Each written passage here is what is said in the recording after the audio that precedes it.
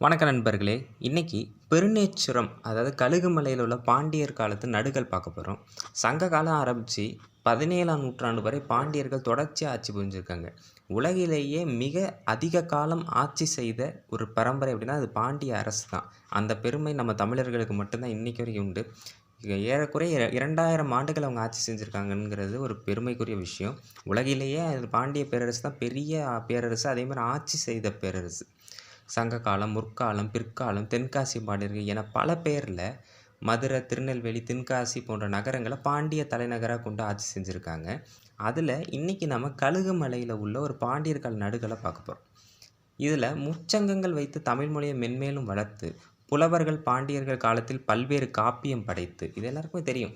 இப்போ இன்னைக்கு நம்ம படிக்கிற பல காப்பியங்கள் உருவானது எல்லாமே பாண்டியர் அமைத்த சங்க காலத்துல மட்டும் தான். அதனால பாண்டியர்களுக்கு மட்டும் தான் தமிழ் வளர்த்த பெருமை கொஞ்சம் அதிகமாவே இருக்கு. கொற்கை, தொண்டி துறைமுகங்கள் வழியே வணிகமும் செழிக்கச் செய்து, பாண்டிய நாட்டு முத்துக்கள் உலகம் முழுவதும் பயணித்து, இவ்வாறு நீண்ட நெடிய வரலாறு கொண்ட பாண்டியர்களின் கால கல்வெட்டுகள் பல அரிய வரலாற்று செய்திகளை நமக்கு தருகிறது. அது உண்மதாங்க. ஏன்னா பாண்டியர் காலத்து கல்வெட்டுகளையும், பாண்டியர்களோட வரலாறையும் நம்ம நெறைய படிக்கும் பொழுது, நான் மற்ற அரசர்கள தவறா சொல்லல. சோழர்களையும், சேரர்களையும் நான் தவறா சொல்லல.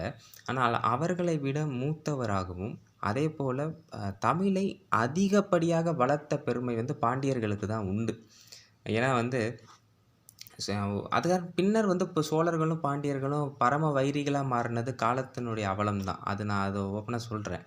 இருந்தாலும் பாண்டியர்கள் நிறைய தமிழுக்காக செய்திருக்காங்கங்கிறத மறுக்க முடியாது. இதுதாங்க அந்த கல்வெட்டு. கல்வெட்டு பார்ப்போம். ஸ்ரீ கோமார சடையருக்கு இது கோமார சடையன்கிற முற்கால பாண்டியர். 800ஆம் ஆண்டு பாண்டியரோட கல்வெட்டு. யாண்டு 23 அவ்வாண்டு மலைநாட்டு சடையங் கருநந்தனார் மேற் படைப்போய் அருவி ஊர்கோட்டை அழித்து நன்று செய்து பட்டார் பெருநேச்சுரத்து எட்டி மன்னனாயின மங்கல ஏனாதிகள் வீட்டு கோயிற் சேவகரிருவர் அவனிலொருவன் அப்படின்னு கொடுத்துருக்காங்க. இன்னொரு பக்கம் இருக்கு. அதுக்கு முன்னாடி இந்த கோமார சடையனுடைய 23ஆம் கல்வெட்டு சேவகரிருவர்ங்கிற வார்த்தையெல்லாம் அப்பயே இருந்திருக்கு பாருங்க. சேவகன் அப்படிங்கிற வார்த்தைகள்லாம் அந்த காலத்துல பயன்படுத்தியிருக்காங்க. அடுத்த பகுதி. ரொண்டை நாட்டு பூந்தன் மல்லி. பூந்தன் மல்லிங்கிறது இந்த பூந்தமல்லி கிடையாது. அந்த திருநெல்வேலி பக்கத்திலே இருக்கக்கூடிய பூந்தன் மல்லி அப்படிங்கிற ஊர்ல வினய தொழுசூரன் அப்படிங்கிற ஒருவன் பேரையிற் குடி சாத்தனக்கன் இவ்விருவரையும் சாத்தி 20 களஞ்சு பொன் பெரும் பூமி அட்டிக்கு கொடுத்தான் குவணமங்கலத்து சபையாருக்கு களப்பட்டம் ஏனாதி அப்படிங்கிறது தான் இந்த கல்வெட்டு. இதில் இந்த கல்வெட்டு என்னத்தை குறிக்குது அப்படின்னா, பாண்டியர்கள் போய் சேர நாட்டை போய் முற்றுகையிடுறதை தான் வந்து இந்த கல்வெட்டு குறிக்குது. அதாவது ஒரு கோட்டையை முற்றுகையிடக்கூடிய நடுக்கல் கல்வெட்டு தான் இப்போ நம்ம பார்க்குற கல்வெட்டு. சரி, இதனுடைய விளக்கத்தை பார்ப்போம். இன்னொரு பதிவில் நான் கழுகுமலையை பற்றி விலாவாரியாக சொல்கிறேன். கிபி 889ஆம் ஆண்டில் கோமாரச்சடையன் மிகப்பெரிய பாண்டிய மாமன்னர் இவர். அந்த கோமாரச்சடையனுடைய 23 ஆட்சி ஆண்டில் பாண்டிய படைகளுக்கும் சரிங்களா, மலைநாட்டு அரசன்கிறது இங்கே கேரளம், அதாவது சேரனை தான் குறிக்குது. மலைநாட்டு அரசன் இல்லைன்னா வந்து அவர் வேணாட்டு அரசராக இருந்திருக்கலாம்.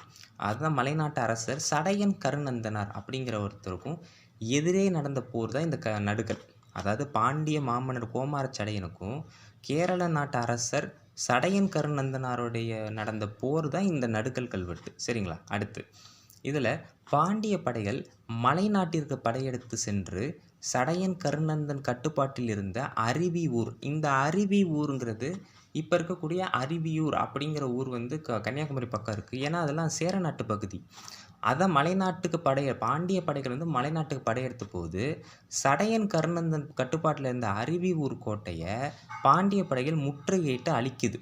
சரிங்களா, இந்த கோட்டை முற்றுகையின் போது கழுகுமலை பகுதியை ஆட்சி செய்த எட்டி மன்னன் மங்கள ஏனாதி அப்படிங்கிற ஒருத்தருடைய சேவகர்கள் 2 பேர் தொண்டை நாட்டில் உள்ள பூந்தன்மல்லி, இப்போ இருக்க தொண்டை நாடுங்கிறது சென்னை இருக்கிற பூந்தமல்லி தான். அந்த பூந்தமல்லியை சேர்ந்த வினயன் தொழுசூரன் அப்படிங்கிறவரும் பேரையர்குடி, அது என்னன்னு எனக்கு சரியாக தெரியல, அதை நான் பார்த்துட்டு அப்புறம் சொல்கிறேன். பேரையர்குடி அப்படிங்கிற ஒரு குடியை சேர்ந்த சாத்தன் நக்கன், இந்த 4 வீரர்களும் அந்த போரில் வீரமரணம் அடைங்கிறாங்க. சரிங்களா, யார் யார்? 2 சேவகர்கள், ஏனாதி மன்னனுடைய சேவகர்கள் பூந்தன்மல்லி, வினயன் தொழுசூரன், அப்புறம் சாத்தனக்கன் 4 பேர் இறக்குறாங்க. சரி, அடுத்து போர்க்களத்தில் உயிர் துறந்தவர்களோட குடும்பத்துக்கு நிலதானம், பொன் தானம் அரசர் அல்லது ஊர் சபையினர் செய்வார்கள். அந்த முறையை என்னன்னு சொல்லுவாங்கன்னா உதிரப்பட்டி நெத்தோர்பட்டின்னு சொல்லுவாங்க. அதாவது கல்வெட்டில் எப்படி சொல்லுவாங்கன்னா, உதிரப்பட்டி, நெத்தோர்பட்டி அப்படி சொல்லுவாங்க. இதில் எட்டி மன்னன் நம்ம ஒன்று பார்த்தோம் பார்த்தீங்களா, அது வந்து பாண்டிய நாட்டில் வணிகம் புரிபவர்களை எட்டி அப்படின்னு குறிப்பிடுவாங்க. எட்டி அப்படின்னு குறிப்பிடுவாங்க. இந்த பாண்டிய மலைநாட்டு போருக்கு வணிகமும் ஒரு காரணமாக இருந்திருக்கும். ஏன் அப்படி சொல்கிறேன் அப்படின்னா, பாண்டிய நாட்டுக்கும் மலைநாட்டுக்கும் சண்டை நடக்குது. அதில் வந்து ஏனாதி பகுதியிலேருந்து, அதாவது இந்த கழுகுமலையிலேருந்து போய் சண்டை போடுறாங்க. காரணம் என்ன? இந்த கழுகுமலைங்கிறது ஆட்சி செய்கிறது எட்டி மன்னன். அந்த எட்டி வந்து ஒரு வணிகம் பிரச்சனை இருந்திருக்கலாம். அதாவது அந்த மலைநாட்டு அரசர்களுக்கும் பாண்டியர்களுக்கும் ஒரு ஒரு வணிக பிரச்சனை இருந்திருக்கலாம். இன்னொன்று, கழுகுமலை அந்த காலத்தில் ஒரு வணிக நகரமாகவும் இருந்திருக்கு. அந்த காரணத்தினால இது வணிக காரணமாகவும் வந்திருக்கலாம்.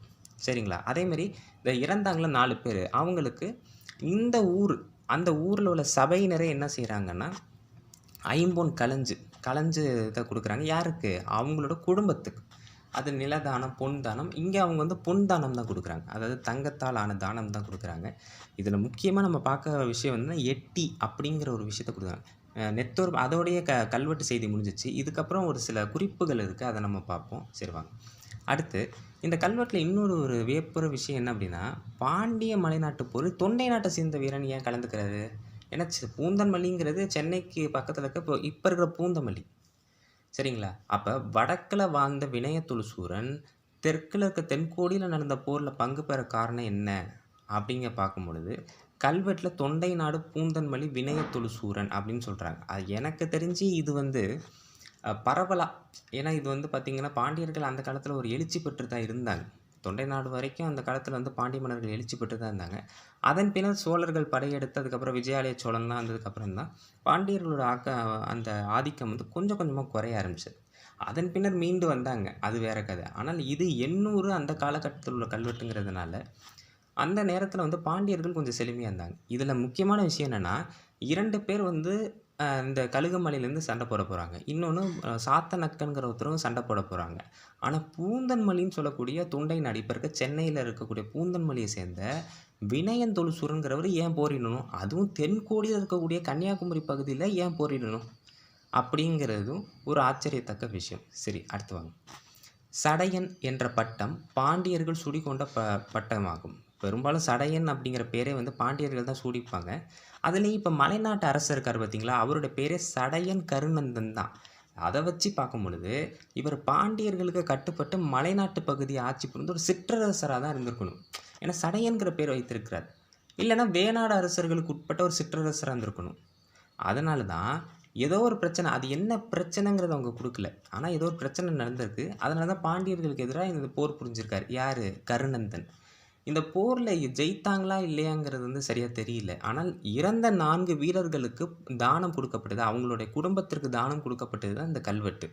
இதில் ஒரு 4 ஆச்சரியமான விஷயங்கள் இருக்குது. அதனால தான் இந்த பதிவு இன்றைக்கி நான் போட்டேன். ரொம்ப வித்தியாசமான நடுக்கல் கல்வெட்டு இது. இப்போரில் பாண்டிய படைகளுக்கு ஆதரவாக பெருநேச்சுவரம் அரசன் மங்கள ஏனாதி போர் புரிந்துள்ளார். அதாவது இதுவும் சிற்றரசு பகுதி தான். ஆனால் கருநந்தனுக்கு ஆதரவு கொடுக்காம பாண்டியருக்கு ஆதரவு கொடுத்திருக்காரு கழுகுமலை அரசர். சரிங்களா? அடுத்து அருவி ஊர் கோட்டைன்னு ஒன்று பார்த்தோம். அதை தானே இப்போ அடிக்க போயிருந்தாங்க பாண்டியர்கள். அந்த கோட்டை எங்கே இருக்குது அப்படின்னு பார்த்தீங்கன்னா, கன்னியாகுமரி மாவட்டத்தில் அருவிக்கரை. நிறைய பேர் தெரிஞ்சிருக்கும் இந்த ஊர். அது ஒரு கிராமம். அது அந்த காலத்தில் அது அருவி ஊர் கோட்டையாக இருந்திருக்கலாம். ஏன்னா நிறைய கோட்டை இருக்குது. மருந்து கோட்டைன்னு இருக்குது, வட்டக்கோட்டைன்னு இருக்குது, நிறைய கோட்டைகள் இருக்குது கன்னியாகுமரி பக்கத்தில். அதாவது இந்த கல்வெட்டு பார்த்தீங்கன்னா கோட்டை முற்றுகை. ஏன்னா அருவியூர் கோட்டையை போய் முற்றுகையிடுற நடுக்கல் கல்வெட்டு தான் இப்போ நம்ம பார்த்தது. சரிங்களா? ஒரு பதிவில் பாண்டியர் பல்லவர் கால, இப்போ பார்த்தது வந்து பாண்டியர் மலைநாட்டு அரசர் நடுக்கல் கல்வெட்டு. இன்னொரு கல்வெட்டு இருக்குது, பாண்டியர் பல்லவர் கால நடுக்கல் கோட்டை முற்றுகை. அது இன்னொரு பதிவில் பார்ப்போம். இந்த நடுக்கல் இப்போ எங்கே இருக்குது அப்படின்னா, மதுரை திருமலை மகால் அருங்காட்சியகத்தில் இருக்குது. திருமலை நாயக்கர்னு நான் சொல்ல மாட்டேன், திருமலை மகால் தான் நான் சொல்லுவேன். அந்த அருங்காட்சியகத்தில் இருக்குது. இதுதான் இந்த தகவல். ஒரு முக்கியமான கல்வெட்டு. இதை எல்லாருக்கும் பகிருங்க. லைக் பண்ணுங்கள், ஷேர் பண்ணுங்கள், சப்ஸ்கிரைப் பண்ணுங்கள். தகவல் எல்லாருக்கும் பகிருங்க. நன்றி, வணக்கம்.